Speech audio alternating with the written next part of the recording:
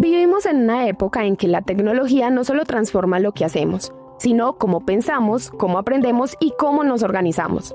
Las universidades durante siglos han sido el corazón de la producción y transmisión del conocimiento. Se enfrentan hoy a una pregunta que no pueden eludir.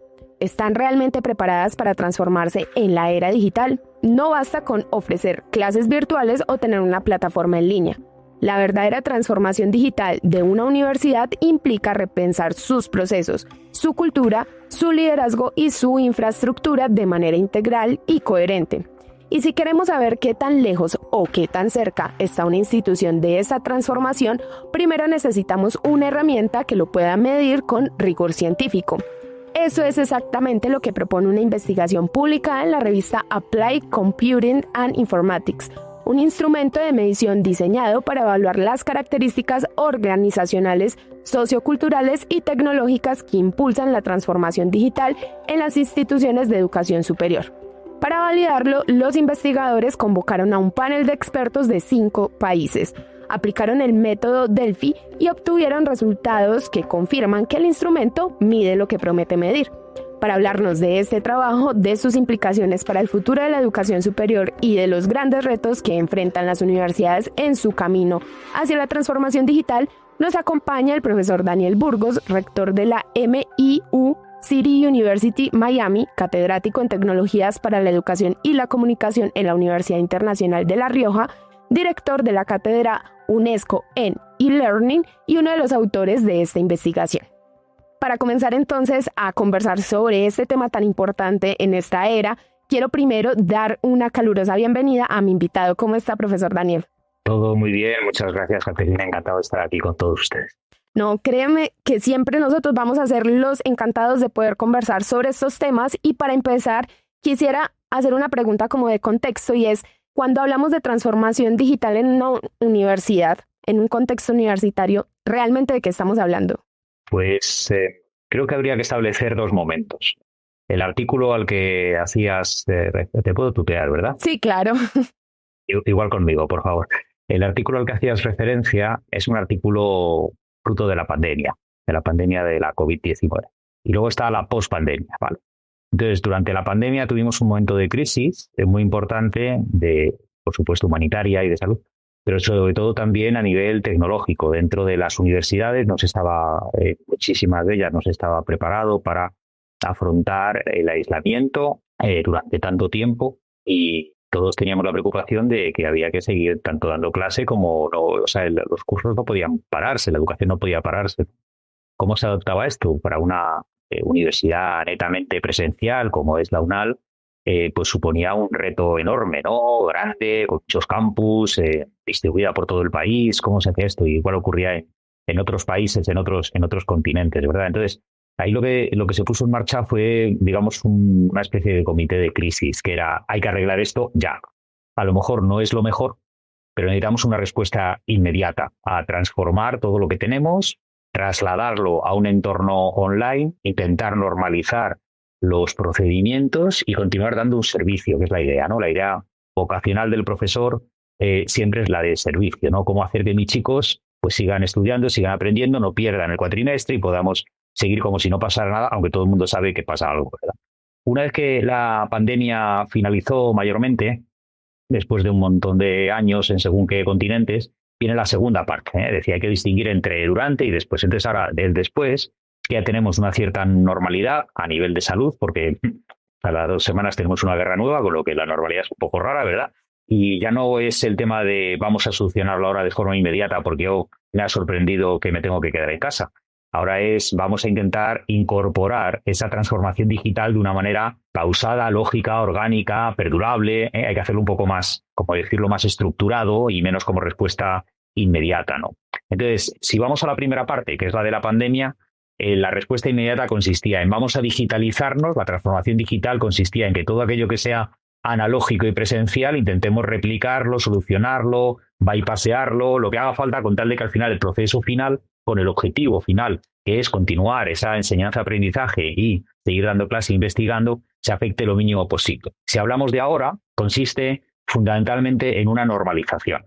La transformación digital supone que, en el caso de universidades, no sé, trabajamos con universidades de Oriente Medio, por ejemplo, en Palestina, que ahora mismo todo el mundo sabe que está bajo asedio de Israel, y luego además también los vecinos también, pues porque el Líbano está como está, el otro tal, de los bombardeos, Irán, o sea, es una zona súper caliente, ¿vale? Entonces, ¿cómo se hace ahí la transformación digital? No hay una pandemia, pero sigue habiendo unas condiciones muy complicadas para tener una vida universitaria normal y corriente. Bueno, pues hay que actuar para que todo eso se encuentre normalizado, de tal manera que todo lo que pueda ser de alguna manera incorporado dentro de un proceso global que permita que los estudiantes y los profesores puedan seguir trabajando con vistas a futuros, no con un parche, que era la pandemia, puedan seguir realizándolo.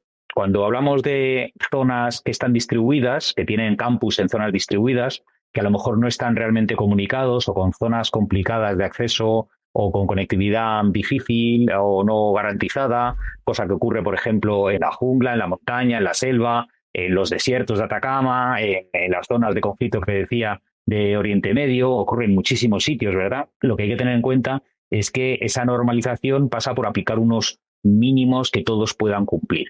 Y esos mínimos se centran fundamentalmente en los aspectos que digitalmente pueden beneficiar al conjunto de la población. Es un poquito la idea de todo este proceso de digitalización. Perfecto. Ahora quiero ir entonces a hablar un poco de este instrumento que funciona, como le decíamos en la introducción, para evaluar científicamente o con un rigor científico el proceso o la estructura de digitalización que tiene una universidad. Cuéntanos un poco cómo se diseñó inicialmente este instrumento, qué preguntas o qué ideas se quisieron abordar. Pues lo primero es decir que yo soy parte de un equipo de trabajo. En realidad la investigación fue una investigación de doctorado y estuvo liderada por un equipo de trabajo, y la estudiante de doctorado, la doctoranda, fue la que llevó la mayor parte de la escritura del artículo, la tesis. Entonces el mérito básicamente es de otros. Yo estoy allí, me ha pedido usted que yo hable, y yo hablo amablemente, pero con el respeto de saber que yo no era realmente el cabeza de todo esto, ni el que escribió más, ni mucho menos, ¿verdad?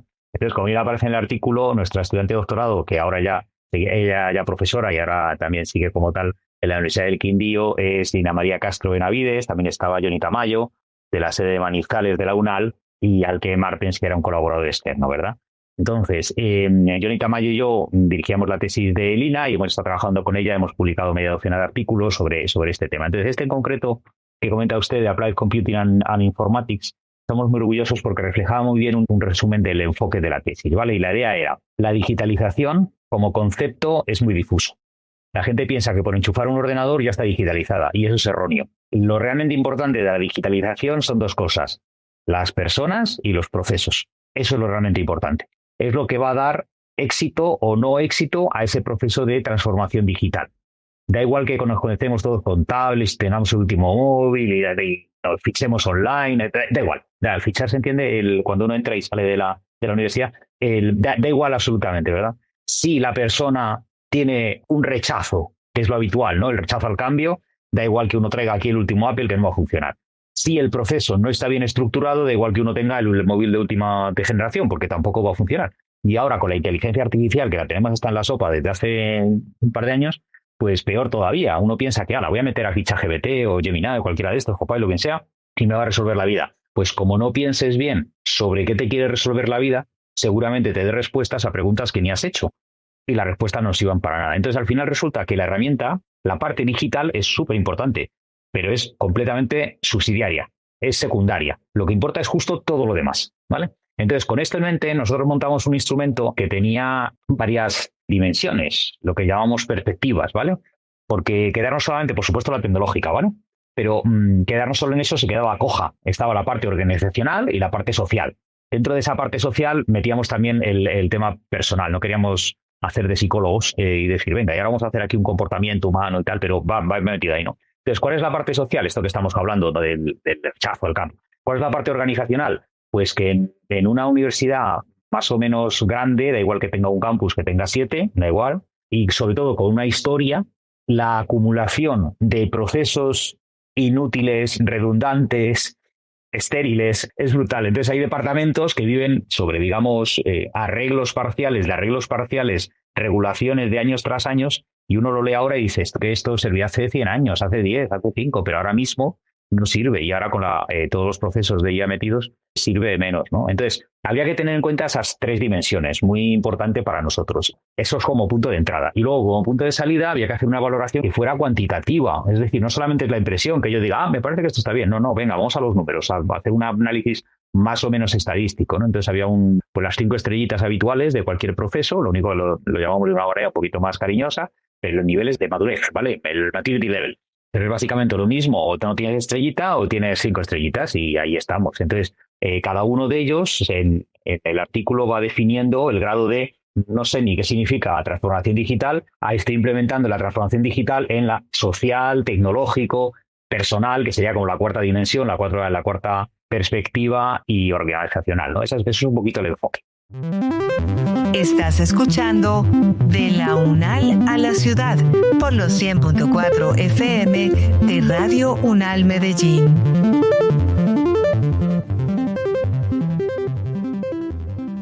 Listo. También en el artículo y en la introducción mencionábamos que este instrumento fue de cierta manera evaluado por pares, por expertos, y quisiera que también nos comentara cómo fue esa evaluación. Entiendo que originalmente se contactaron a 32, si no estoy mal, expertos, de los cuales respondieron 9. Entonces, cuéntanos un poco cómo fue entonces ya poner a prueba con los expertos este instrumento diseñado. Pues contactamos a una treintena, efectivamente. Al final fueron 11, si no recuerdo mal, los que participaron, un tercio, para redondear un tercio, que es más o menos lo habitual. Hacemos muchos estudios Delphi. No sé si saben ustedes cómo funcionan los Delphi. Los Delphi son unos instrumentos muy interesantes para hacer entrevistas en profundidad, porque va por fases. Entonces la primera fase es, venga, vamos a intentar hablar con todos cuáles son los tópicos importantes. Una vez que selecciona eso, segunda fase. Ahora con estos tópicos vamos a intentar hacer un segundo nivel de profundidad. Y ahora con esto un tercer nivel. Y al final parece como una especie de interrogatorio, ¿verdad? Autoinfligido, pero una especie de interrogatorio. Y las conclusiones que salen suelen ser muy interesantes porque van más allá de la mera impresión inicial. Cuando uno pregunta a un experto, generalmente tiene un nivel inicial de coloquialidad, de entrevista como esta, donde uno va contando el rollete habitual, ¿verdad?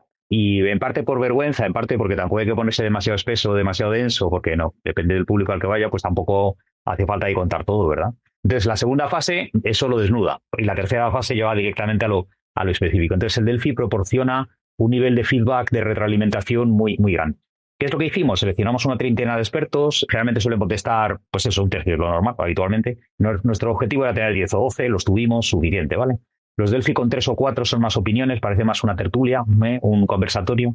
Con 10 o 12 ya hay un grupo de gente que puede contradecirse y unos pueden decir que sí, otros que no. Con 3 o 4 se tiende al consenso y nosotros queríamos opiniones que permitieran que cada uno dijera lo que buenamente quisiera. ¿Verdad? La parte buena es que eran gente experta, que además de gente honrada, que conocíamos de ámbitos variados y que sobre todo nos iban a decir la verdad aunque no nos gustara, que era un poquito la idea, ¿verdad? Con cariño, las patas del borde, pero no, si esto no funciona, no funciona. Y nos hicieron una evaluación muy en profundidad que nos sirvió no solamente para validar el modelo, sino también para mejorarlo, ¿verdad? Con aspectos, pues muchas veces lo que comentábamos antes no es tan obvio. Cuando hablamos con ingenieros, se tiende a pensar en los 2 hemisferios del cerebro, ¿verdad? Y aquí tienes la del arte y aquí tienes la ingeniería. Y esta es la parte cartesiana, los numeritos tal, y esta es la parte de sentimientos. Y el que sepa combinar eso es un Leonardo da Vinci, me parece fenomenal. Pero no hace falta llegar a esos extremos, o sea, no hace falta. Y sin embargo hay gente que tiene muy a gala el que soy ingeniero y yo solamente pienso en numeritos, cuadraditos, tablas Excel y tal, y se pierde la sal y pimienta de la vida, pienso yo. Y hay otra gente que solamente es, no, yo es que lo que pienso, lo que siento, mi universo, y se pierde la parte práctica de la logística, que también está muy bien. Entonces, pues supimos combinar un equipo de gente que tenía una visión muy práctica de los procesos, de la realidad de las universidades, y que al mismo tiempo no se dejaba llevar exclusivamente por esa parte cartesiana, fría, sin alma. Profesores vocacionales que te decían, el número dice 5, desde mi experiencia de 20 años, a lo mejor se puede aplicar otra visión. Y esa parte nos vino muy bien. Así es como se montó, más o menos. Perfecto.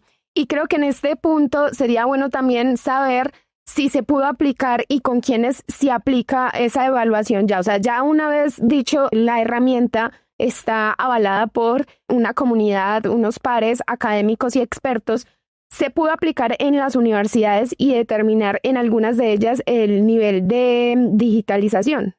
Pues, perdona, estoy leyendo que no me acordaba, tienes razón, eran 9, no 11. Y me quedé yo con la copla de los 11. Te sabes el artículo mejor que yo, que lo publicamos en el 22, que es como la prehistoria, pero ahí estamos, bien. el tema de aplicación. Cuando desarrollamos esto, la idea era que lo aplicara la propia UNAL. Hablamos directamente con la rectora entonces, Dolly Montoya, la profesora Dolly Montoya, que conocía la investigación y era muy cercana a los procesos y participamos en algún taller conjunto. Entonces la idea era aplicarlo. No sé hasta qué punto se aplicó porque la universidad ha pasado por momentos muy complicados, un par de paros, la pandemia, o sea, ha pasado un poco de todo, ¿verdad? Entonces el nivel de aplicación es complicado. Luego hubo un cambio del equipo rectoral y el nuevo equipo rectoral pues no tengo cercanía con él. Estaré encantado de colaborar, pero vamos, hasta el momento no te sé decir. Entonces, dentro de la UNAL no sé hasta qué punto eso se llegó a implementar. La parte positiva es que el nivel del instrumento de madurez está en abierto para que cualquiera lo pueda utilizar. Entonces, cualquier universidad que esté interesada puede cogerlo y aplicarlo. Yo lo que he hecho ha sido dentro de nuestro... yo soy profesor adjunto en la UNAL, ¿vale? En Minas, en Medellín, y mi trabajo de día, el trabajo a tiempo completo, está en una universidad de España, en la Universidad Internacional de La Rioja, donde allí trabajo en investigación internacional. Entonces tenemos distintos institutos y distintas facultades, y lo que hice fue aplicar este modelo de madurez en uno de los institutos de investigación, más pequeñito, restringido, acotado, un segundo caso de uso, ¿vale? A nivel de universidad no lo aplicamos, pero a nivel de uno de los institutos sí de investigación.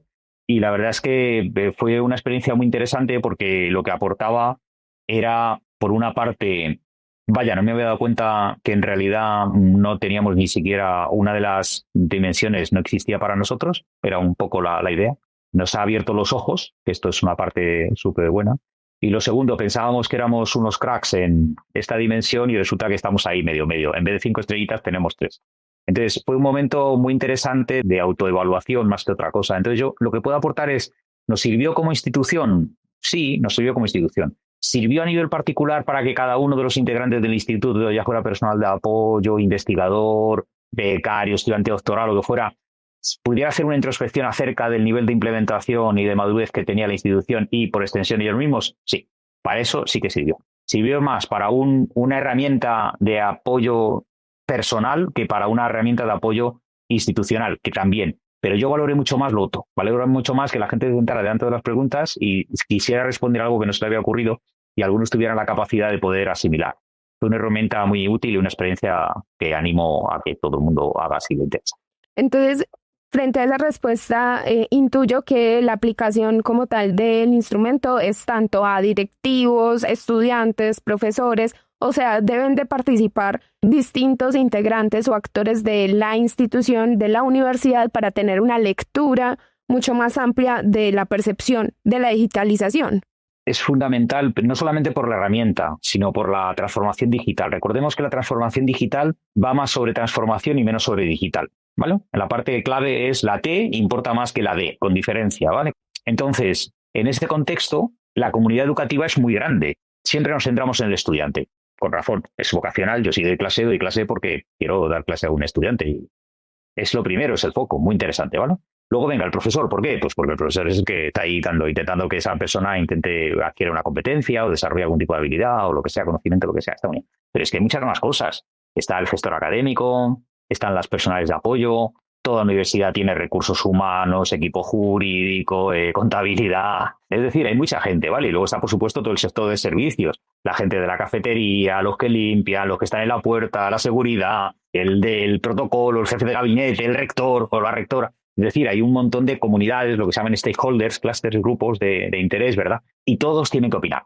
La transformación digital pasa porque todo el mundo se involucre, se pregunta a todo el mundo y todo el mundo opine. Tiene la misma importancia la persona que te pone el café que el señor rector. Exactamente la misma importancia, porque cada uno va a opinar con el conocimiento que tiene de su contexto en función de las competencias. Entonces, el rector que te va a opinar sobre la parte estratégica, la situación, la ley de educación, qué ha ocurrido con la última modificación grande que ha habido a nivel institucional, sobre el uso de la inteligencia artificial o sobre la ciencia abierta, sobre lo que sea. Pero el señor de la cafetería te va a decir que los estudiantes están allí jugando a las cartas, a los naipes durante 2 horas y te va a aportar una visión humana muy concreta, muy específica. O mira, que es que no, se ha transformado y ahora la cafetería, la gente viene con el portátil y no se dedica a jugar a los naipes. Está directamente con el café y se tira 2 horas, pero está haciendo trabajo y prefiere estar haciendo trabajo que estar en clase, porque eso te lo puede aportar un señor que está allí con todo su cariño, con todo su... Entonces todos te aportan una visión muy útil. y hay que preguntar a todos y hay que incorporar todas. Bueno, para terminar, creo que la pregunta que me queda es, ¿qué se necesita? Sí debe haber una combinación de 3, 4 dimensiones para lograr una verdadera transformación digital. Y en parte estamos muy acostumbrados a que subsanamos uno hasta donde llega como la posibilidad monetaria y es implementar dispositivos. Basta con tener voluntad. O para la parte sociocultural, ¿cómo podemos motivar a la gente a que empiece a hacer esa transformación a una cultura digital? Qué buena pregunta. No sé si tengo la respuesta. Cuando hemos hablado de estos temas, llevamos 10 años o así, el profesor Tamayo, Lina, el profesor John William Branch también, de Medellín, René Iral. Hay varias personas que nos preocupa todo esto y hemos trabajado sobre ello, hemos tratado dentro de la UNAL y dentro de universidades de Colombia y también fuera, ¿verdad? Está John Mason en Australia, en el Charles Darwin, por ejemplo, o Ahmed Tilili en Beijing, Normal University, en Dorothy Lausberg al northwest de Sudáfrica. Es decir, hay una serie de personas que nos preocupa este tema y hablamos y trabajamos, investigamos sobre estas cosas, ¿verdad?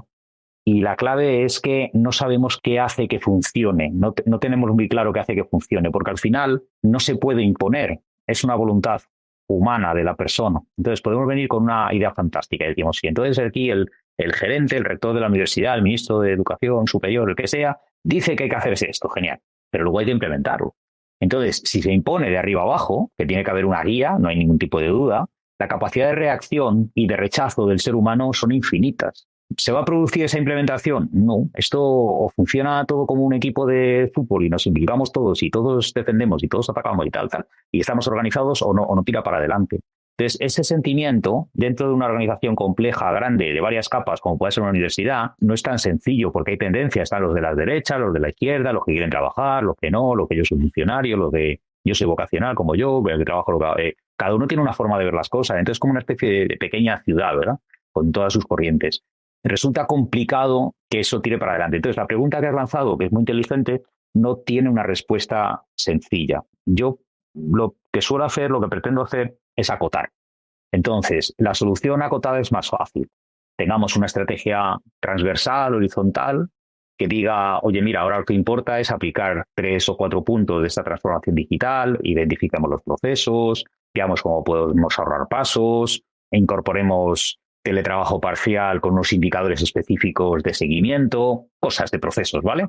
Y luego una aplicación vertical en función bien del sector o bien del instituto, de la facultad, de lo que obviamente sea que es.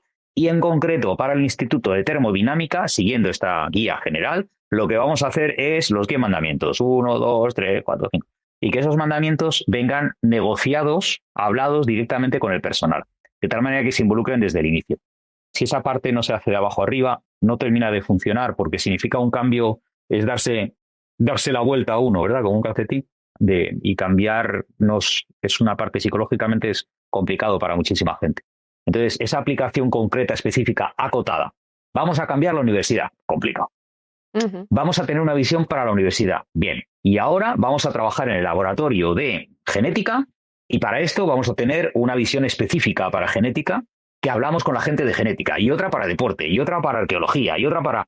que están todas bajo el mismo paraguas, pero específicamente aplicadas. Yo así veo más posibilidades de que el tema salga para adelante. Claro que sí. Profesor Daniel, pues yo resumiría esta respuesta también en entender siempre el contexto al que nos estamos refiriendo y a partir de ese entendimiento plantear estrategias mucho más particulares que puedan funcionar y no creer que todo es una cuestión homogenizada.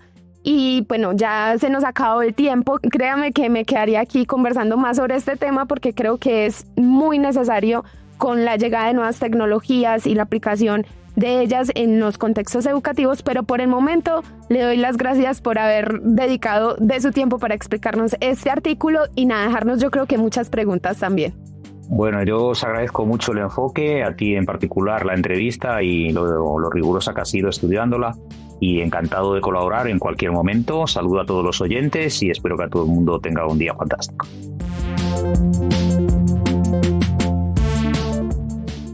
Y así llegamos al final de nuestro programa. Agradezco mucho su sintonía. Mi nombre es Caterine Jaramillo y esto fue De la UNAL a la Ciudad. Recuerden que nos escuchan por los 100.4 FM de Radio UNAL Medellín. Los esperamos de lunes a jueves a las 7 de la noche y en repetición a las 12:30 del día. De igual manera, si quieren revivir este u otros episodios, los encuentran disponibles en radio.unal.edu.co. No siendo más, hasta la próxima. Conectamos el conocimiento con la vida, ideas, proyectos e historias que trascienden las aulas. De la UNAL a la ciudad. Un espacio de Radio UNAL Medellín para dialogar con quienes construyen futuro.